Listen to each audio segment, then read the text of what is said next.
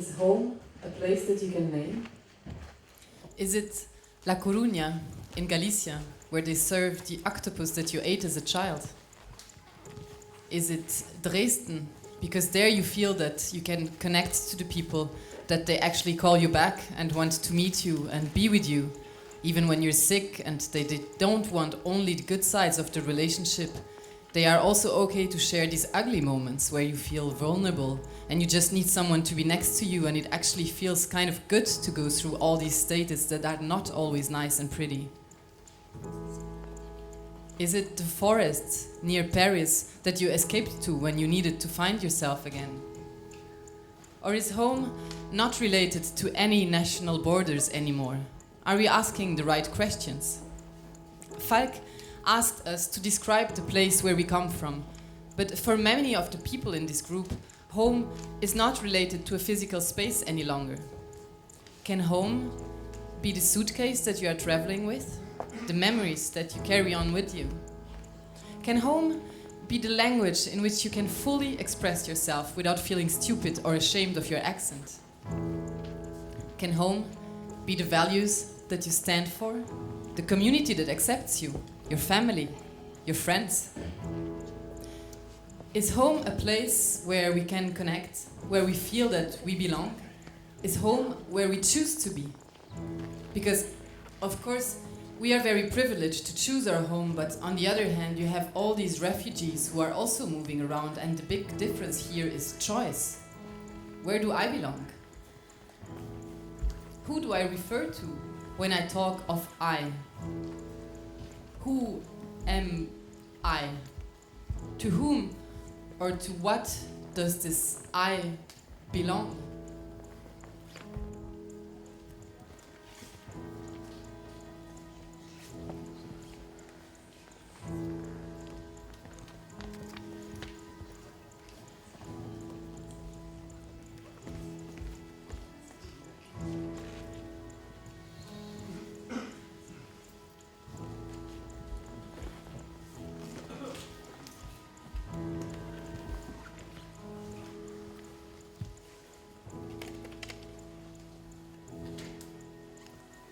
I am not utopia, I'm a reality. I'm 12 stars. I'm 27 territories. I'm 745 million people. I am 150 languages on one continent. Only 23 of them are official. I am World War I. I am World War II. I am all your wars. I'm all your liberties. I try to negotiate. I organize freedom. I'm the Vatican. I'm the concentration camp. I'm Margaret Thatcher, I'm de Gaulle, I'm Franco, I'm Salazar, I'm Napoleon, I'm Julius Caesar, I'm Berlusconi, I'm Shakespeare, I'm Rimbaud, I'm Pessoa. I am the Latin Empire under Germanic domination. I'm Angela fucking Merkel. I'm dealing with your past, and actually I'm okay with it. I am the revolution. I am the tragedy. I am Greece falling apart. My parents were Nazis, were humanists, were discoverers, were colonialists. I took America, North and South. I took Australia, I took most of Asia, most of Africa. I still own it and destroyed it and exploited it. And my children feel safe when they enjoy a sunny afternoon at the playground. Frontex guard my borders, so I can be safe at night. I am thousands of African refugees drowning in the Mediterranean Sea. I am the smell of refugee camps burning in Dresden. I am Venice and the Biennale, and Paris and the Louvre and Avignon, and the Edinburgh Festival. I discovered that the earth was not flat. I'm Oedipus. I killed my father and I fucked my mother. I'm a princess who's been abducted and raped by a bull. I'm Aryan. I am what's left of the Jewish community. I already feel Turkish, I am still Greek. I am Schengen. I'm not a unique nation. I'm a group of individualists. I move in many, many different directions. I'm torn in many different directions. I'm torn and I'm twisted. I am exhausted. I feel so old. I don't know how to define myself. I am the young man whose parents are from Portugal, who was born in France, who lives in Belgium, who works in Italy, in Scotland. I am the young woman who was born in Yugoslavia during the war and whose parents fled to Vienna, then moved to Berlin, and I went to university in Roma, and I am now getting married in Sweden to a Polish doctor, and we speak English when we have sex.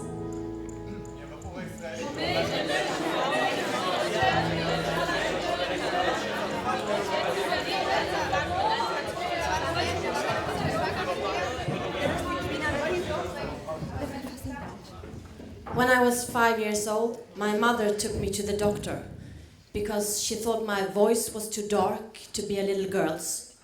So then, all of a sudden, I had to start taking ballroom dance lessons, and I hated it. Johannes, Yeah. do you think you look like your father? Actually, if you look at my father now, you wouldn't think that I look like him a lot, because he's kind of fat. But when he was younger, he was actually very much looking like me, or I was looking like him and looking. Kirsten, when did you cry the last time? That's a good question. I have like this kind of permanent pain on my sternum because I am not really able to cry. Sometimes I have little things that come out. You never did? No, I mean I did it, but I can't remember. It was too long ago. Rosabel, what history does your body tell us?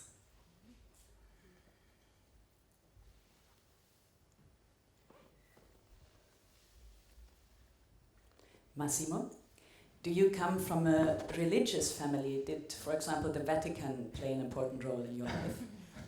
No, not at all. I come from instead a very communist family, but they are communists that respect Catholic religion. Well, I've been baptized, but I don't believe in religion anymore, especially Catholic, because of the Vatican. And I decided to change my faith, and I'm a Buddhist. Kirsten, is there a movie character that you would like to be? Yes. I think Michael Fassbender in Shame, because it's kind of really hot and quite independent and, you know, this kind of thing. Kristin, if you would rent out your apartment, what would you have to hide? I would have to hide all my self-help books, and I would also have to hide my books about astrology and all my affirmations on the wall, like I love myself for the person I am, and I love my body. And I also would have to in some way get rid of my ex-boyfriend, who quite often turns up at the door drunk and needy. Massimo, would you like to have children? Yeah, of course I do. I would love to have 2 or 3 children. Doesn't matter the sex. Actually, it doesn't matter at all. But first I have to marry, I think, or to find a good girlfriend who has the same desire that I have. It's not so easy. And do you want to get married before? Before having children? Yeah. No, it's not necessary. Later, it's okay anyway. Johannes, Yeah. what do you want in a relationship? Well, if you were in a relationship with me, I would like you to take care of me. I would like you to be honest. I would like you to laugh when I tell a joke. I would like you to hold me when I'm weak. I would like you to introduce me to your friends, and most of all, I would like you to change your Facebook status to in a relationship with me. I want you to smile at me when I'm lost. I want you to kiss me hard before you go to work. I want you to call me late at night. I want you to spend more time with me. I want you to introduce me to your family. I want you to look at me and say, you are my man. I want you to look at me and say, you are sexy. I want you more than anything. I want you to hold me when I'm weak. I want you to call me and call me and call me again and again and again and again. I want you to tell me, to write me a text message every time you think of me. I want your voice, I want your skin, I want your touch, I want your kiss. I want to be the first thing that you think of when you wake up. I want you to talk about me when you're with your friends. I want you to say, yes, I love you, yes, it's true, yes, I promise. I want you to make me feel good. I want you to make me feel good. I want you to make me feel good. I want you to dance for me when I'm drunk. I want you to say fuck off to anyone who starts flirting with you. I want you to call me and tell me how much you miss me when I'm not there. I want you to get naked on Skype when you talk to me. I want you to get hard and jerk off when in front of the camera while you're telling me how beautiful I am and how much you're longing for me to come back. I want you to fuck me and fuck me again and fuck me so sensitive that I feel every move, I don't know, just look at me and tell me how much you want me and need me and that you cannot be without me and that I'm the only thing that you want and need and desire, and just make me feel good. I want you to make me feel good. Just make me feel good, make me feel alive. I want you to make me feel bigger. I want our love to be bigger. I want life to be bigger. I want this world to be bigger and louder. I want to be louder. I want things to be louder. I want our love to be louder. I want to be bigger and louder, and I want you so much. I want you to cry for me. I want you to tell me that you will never leave me. I want you to never ever disappear. I want you to hurt yourself when you feel that my love is not big enough. I want you to cry in my arms until I kiss you and fuck you and hit you and make you forget all the pain, all the... I want you to tell me that you need me and that you will never leave me. I want you to want me so much that you get scared and attack me and kick me right in the face. I want you. I want you more. I want you so much more. I want you so much. I want you so much. I'm losing my mind. And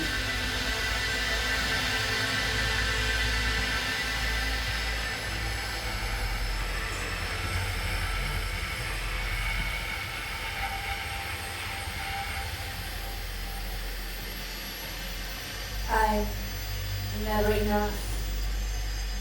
I'm never satisfactory. I never fulfill the demands which are made of me.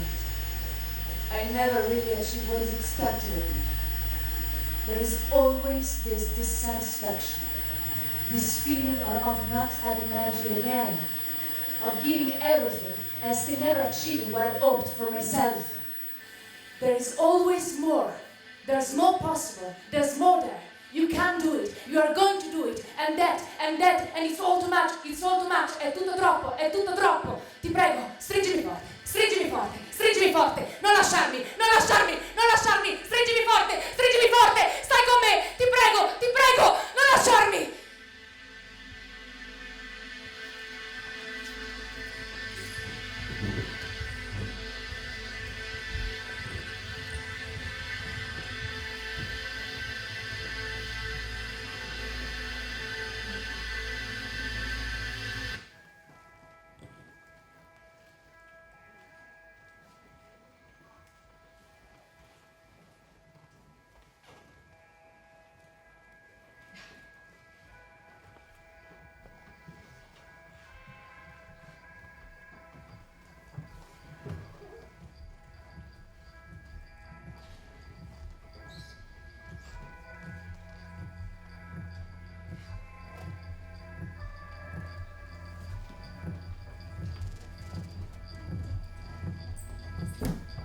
I am not drunk right now, though I am finished.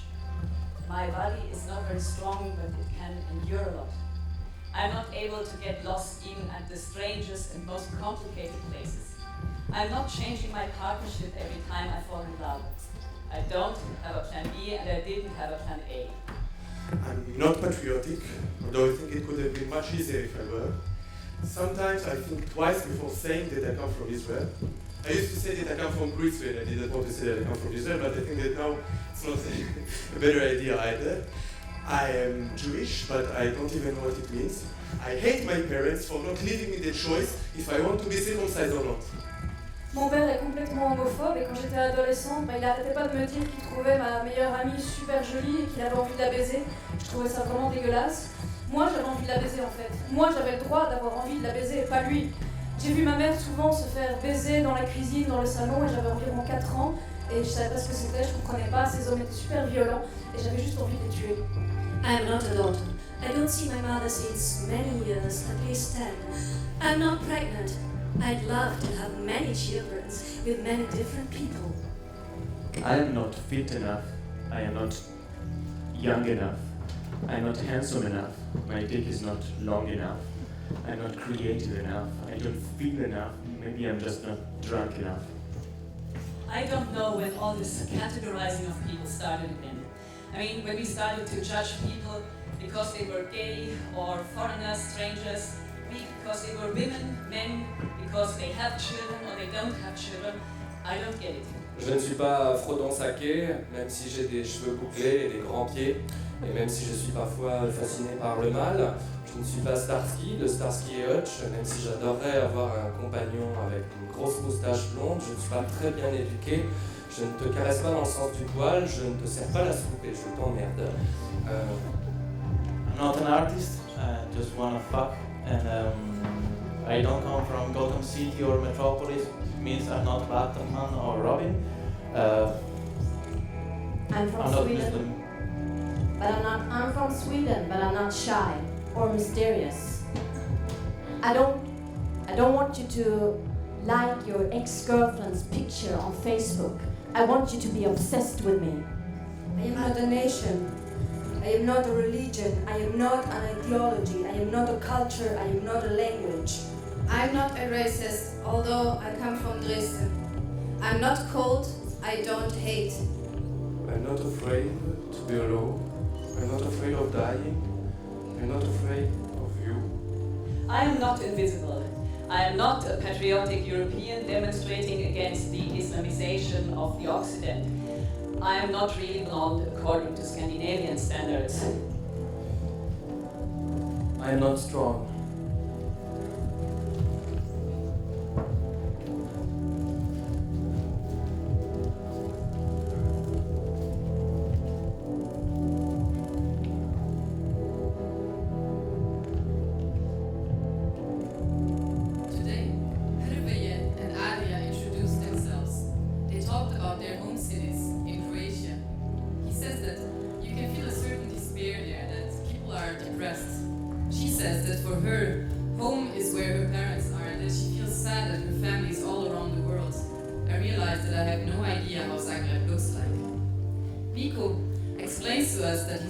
Boyfriend wants children and he doesn't want them. And then there's this discussion between him and Gabriel, which leads to a bigger discussion on family and relationships.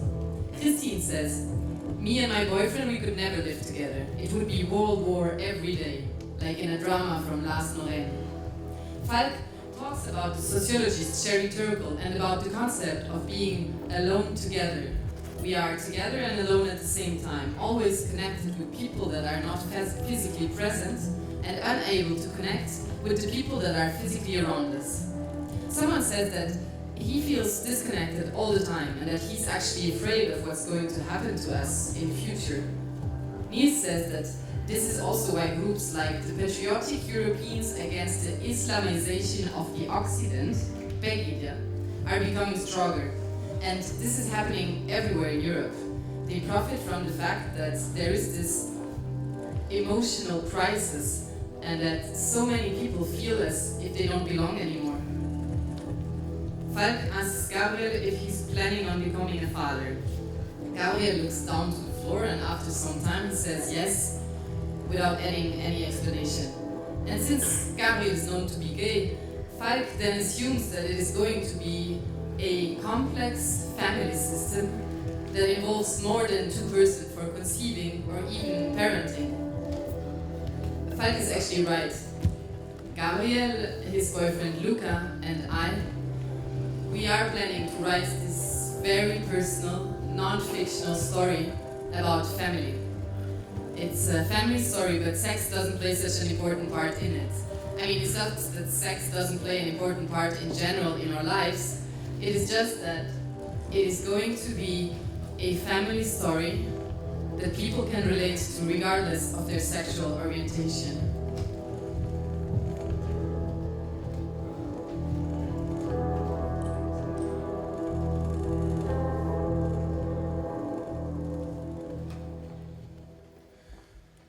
Dear son, you're not born yet, but I promise soon I will fix it. We still have to negotiate on the exact way how you come to this planet, but soon you will arrive, and we are all very excited. I'm a young actor whose parents are from Portugal, who's born in France, who lives in Belgium, who performs in Italy, in Scotland, in Spain.